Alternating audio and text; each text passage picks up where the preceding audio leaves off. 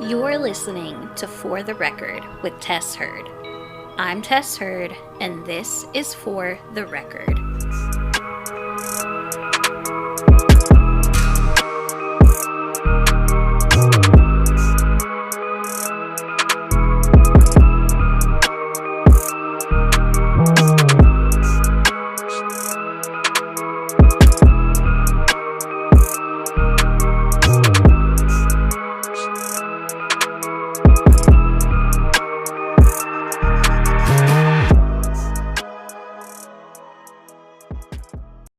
Hello, everybody, and welcome back to another episode of For the Record with Tess Hurd. I'm Tess Hurd, and this is For the Record. I hope that everyone has had a great week and that you are having an awesome Friday, or whatever day you're listening to this on. For the first time in probably around a month, I am not sick, and I can actually see, at least out of one eye. So, I'm having a really good week.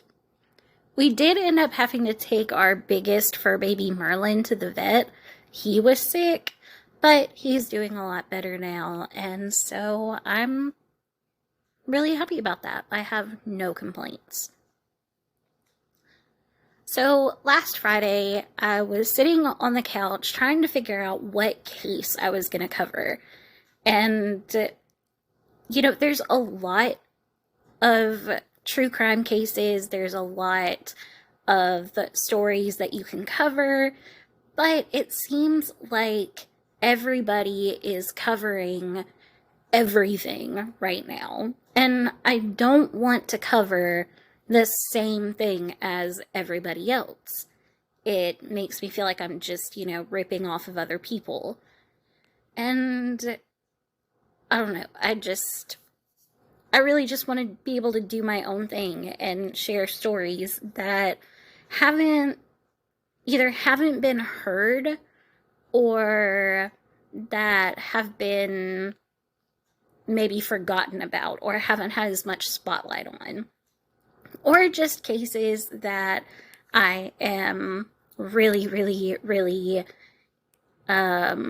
opinionated about, like the Step Monster and Gypsy Rose Blanchard. Those were cases that everybody knows, but I had a lot of opinions about.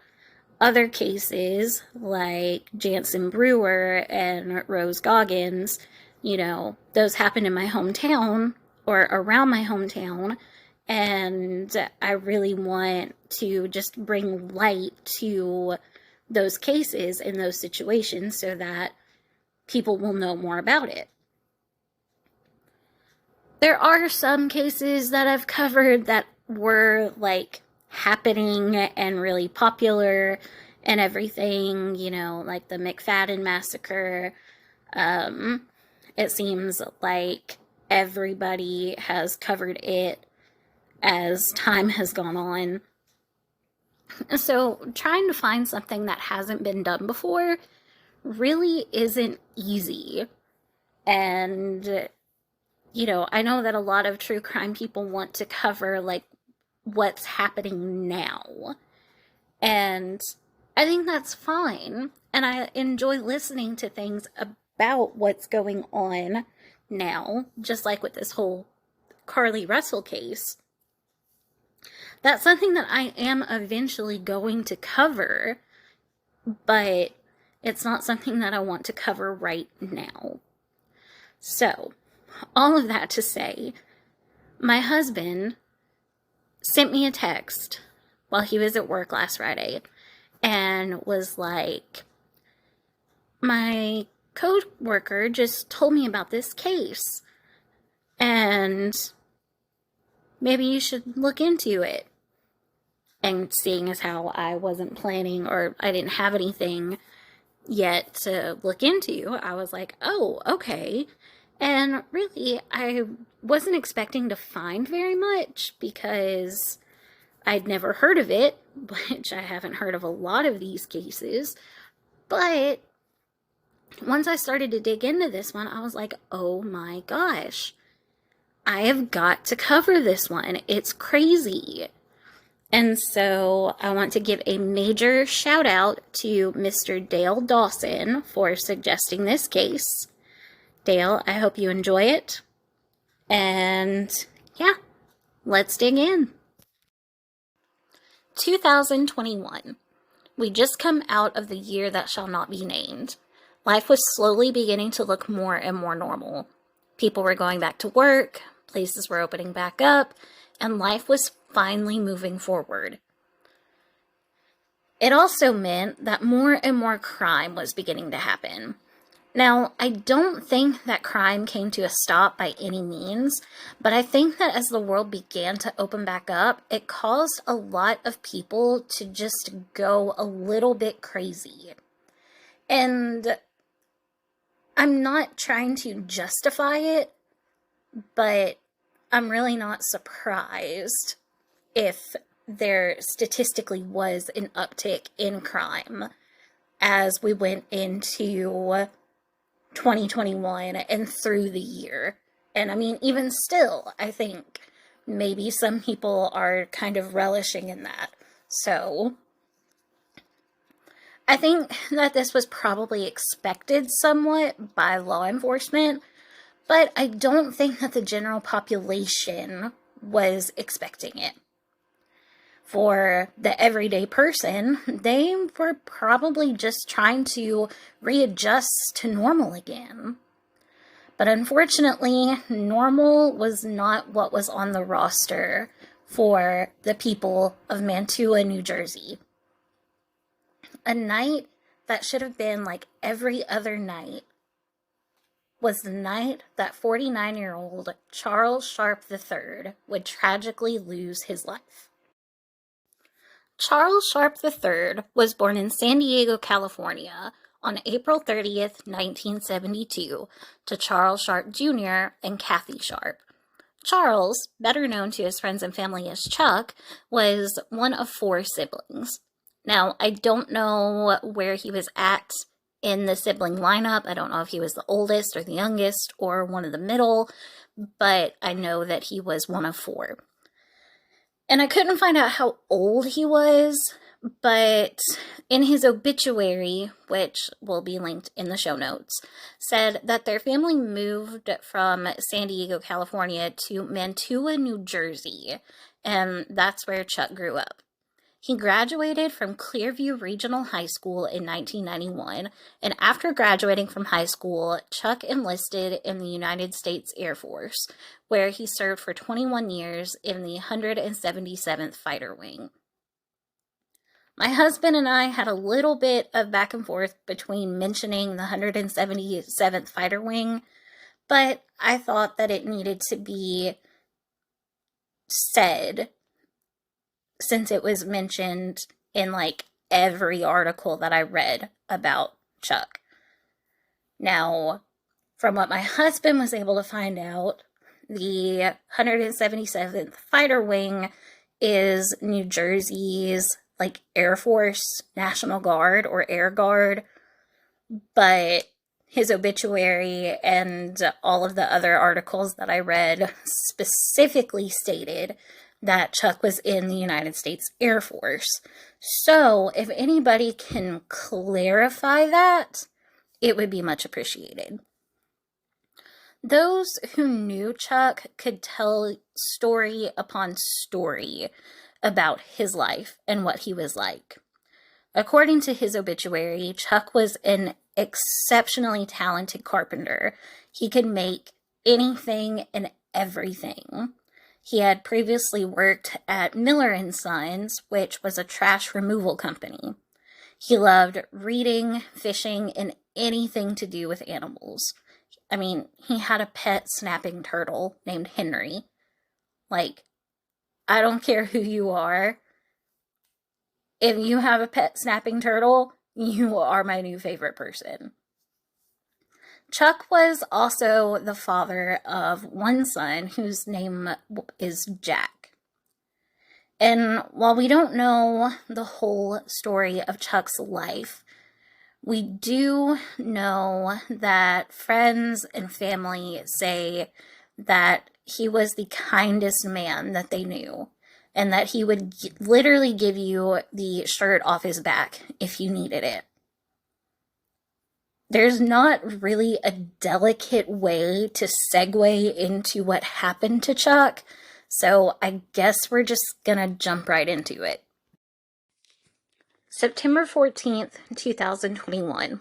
It was around 1:30 a.m., and Chuck was awoken to the sound of people outside of his Mantua, New Jersey home.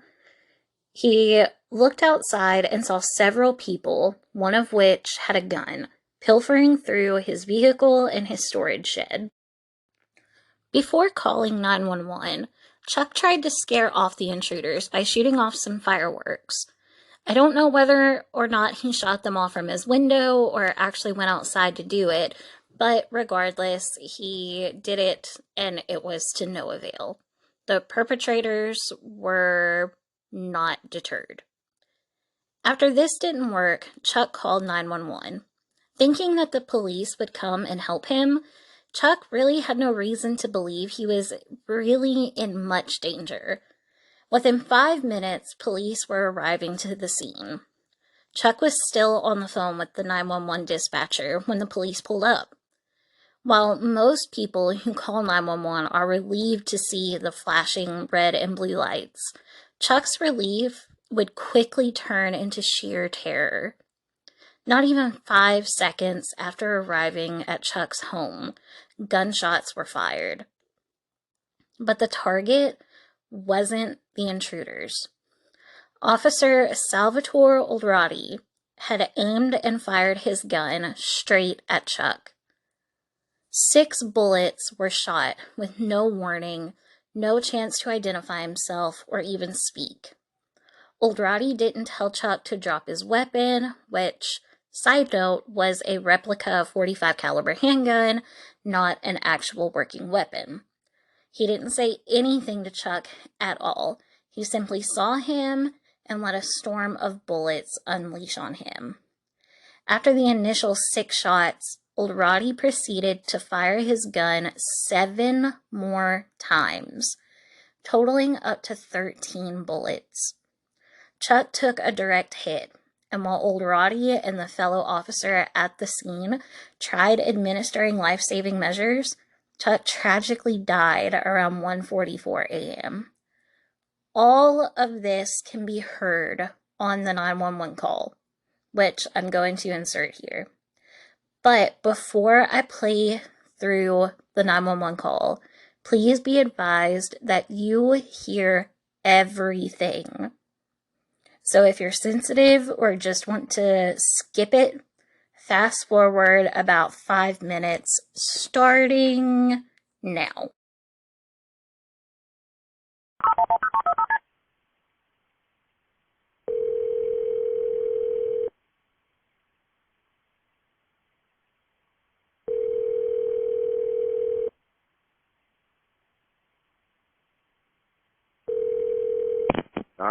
Where's your emergency? 2 intruders in the back of my yard. What town's it in? Mantua? Mantua? Are you off Elm Avenue? Yeah. One of them had a gun for sure. Okay. And So, your phone number's, Yeah. how many were there? Threw a firecracker away from to get them to go, but they keep coming back, like looking to the fence. Okay, hold on for the police. I'm going to transfer you.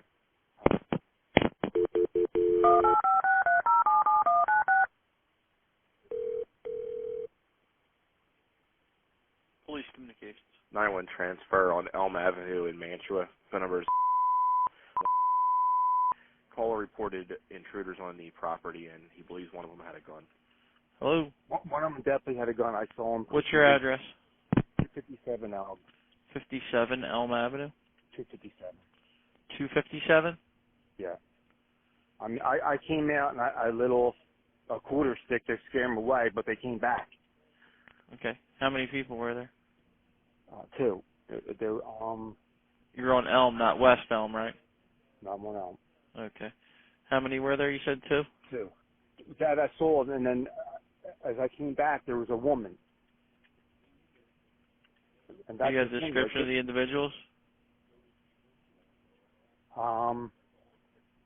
I'm gonna say the one guy, he looked like to me maybe in his mid-60s. You got white males, long, black males, Hispanic males? white, long, like thinning hair. The other guy was a black guy. So one white male, one black male? Yeah, and the other girl, I really couldn't get a look. She was behind the fence.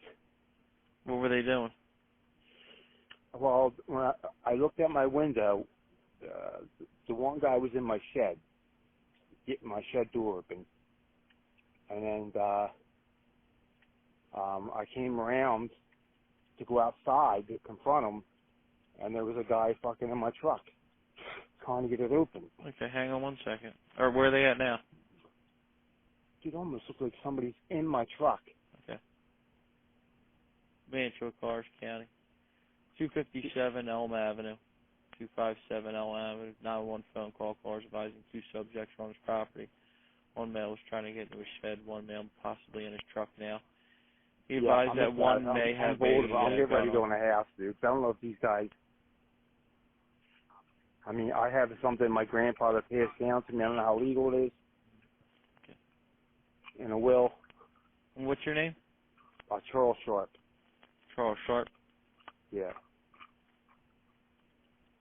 Phone number?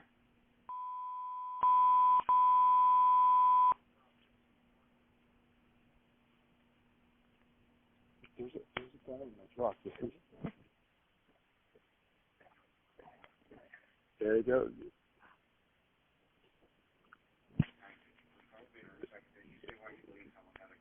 Did you see the weapon?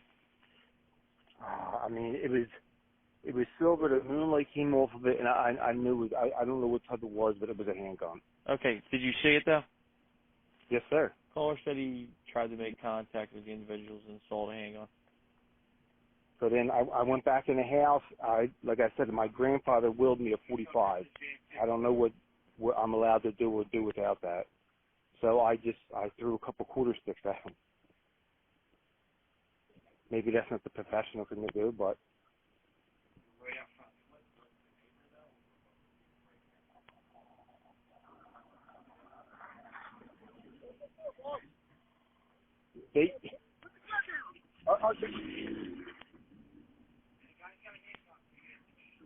Are you talking with my officers?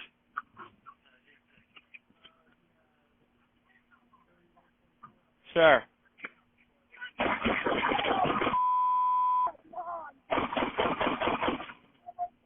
Yo. Yeah. I copy.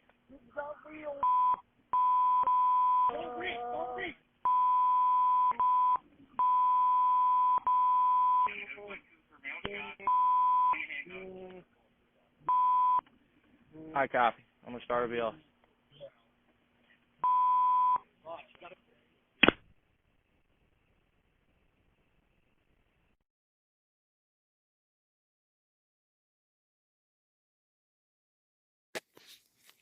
So, like I said, you can hear everything in that 911 call.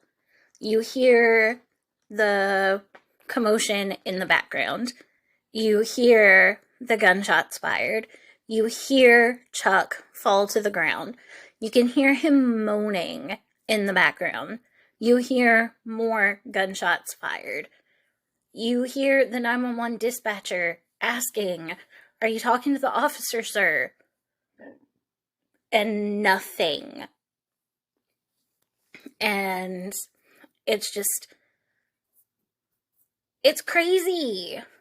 Like, I know that there are bad cops out there.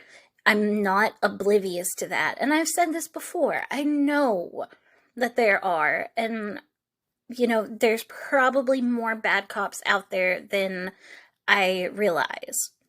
You know, I'm not trying to be naive about it. But this officer, I think that he was just trigger happy. I think that he just wanted to shoot. He didn't care. In one article that I read, it said that that same day, an officer overheard him on the radio saying that he was going to shoot and kill a dog that was on a call that he was going to. And it's just like, that's crazy. That's absolutely crazy. And this wasn't the first time that Old Roddy had mentioned things about, maybe being a little trigger happy or wanting to shoot. And, he had a little bit of a history with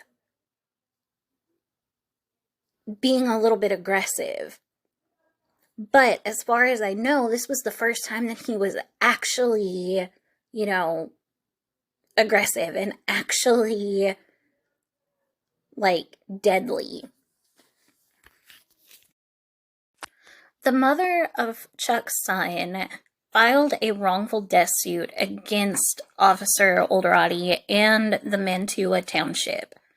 In the suit, it is stated, this is a quote, that Old Roddy had a history of prematurely drawing his service weapon. It also says, quote, the suit contends Old Roddy, hours before killing Sharp in 2 bursts of gunfire, was overheard on the police radio threatening to shoot a barking dog. The fellow officer that was there, whose name I have not been able to find, didn't even have time to say, to Chuck or Old Roddy, drop your weapon or drop your gun. They didn't have time to look and really get an idea of what the situation was. Now, whenever they both got there, the fellow officer did say to Old Roddy, hey, he's got a gun, talking about Chuck. And that's whenever Old Roddy began to fire. But there was no justification for him firing the gun. Because as body cam footage has shown, despite both officers saying that Chuck had raised the gun and was pointing it at them, he did not do that. And there was no time for him to do that. 5 seconds from the time that Old Roddy got out of his car, Chuck was shot and was laying on the ground. It's also said that the officers, while Chuck was laying on the ground, moaning in pain, bleeding out, that the officers tried to tell him not to reach for his gun. What was he gonna do? How was he going to shoot them?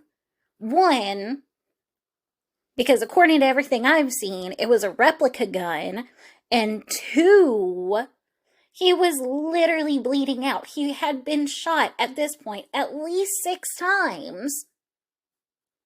How is he supposed to reach for his gun and shoot him? I've never been shot, and I pray to God that I am not ever shot, but I would imagine that the kind of pain that you're in when you've been shot once, let alone 6 times, would be pretty incapacitating. Is that the right word? Incapacitating.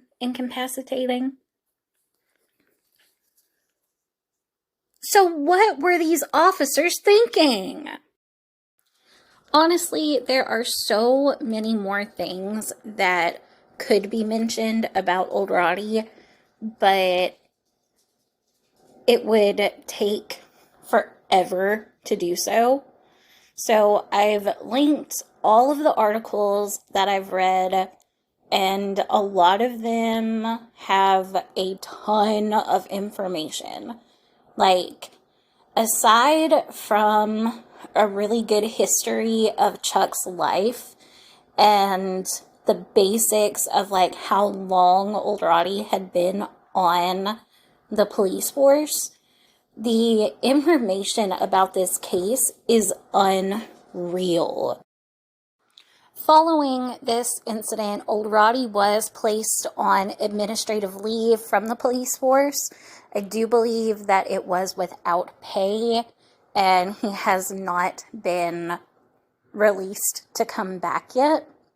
And as of May 23rd, 2023, a grand jury has indicted Old Roddy on the charges of manslaughter. So this is something that I think we are going to hear more about. It is a, potential court case. If he is found guilty, then he will only serve 10 years for manslaughter.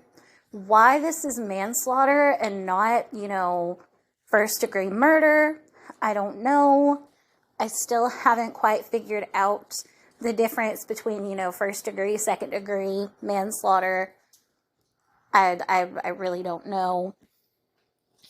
But that is what we know as of right now. And of course, if more information becomes available, especially in regards to, court hearings and everything like that, then you know that I'm going to update you guys about it. So, that is the case of Charles Sharp III. And it's really sad. It's really, really tragic that someone who is talked about so highly and who is obviously loved by his friends and family. I mean, even the mother of his child, which I don't know if they were ever married or not, but regardless, the mother of his child is the one who filed the wrongful death suit. So he had to have been at least a decent human being. And the fact that the people who were supposed to be there to help him and protect him are the ones that took his life, that's just messed up. That's ridiculously messed up. But that's all that I have for this week. I hope you guys enjoyed the episode. If you haven't subscribed already, please do so. If you're listening on YouTube, please give the video a thumbs up and also click that subscribe button. If you are listening on Spotify or Apple, please leave me a 5-star review because that really helps your girl out. Until next week, the record will so reflect.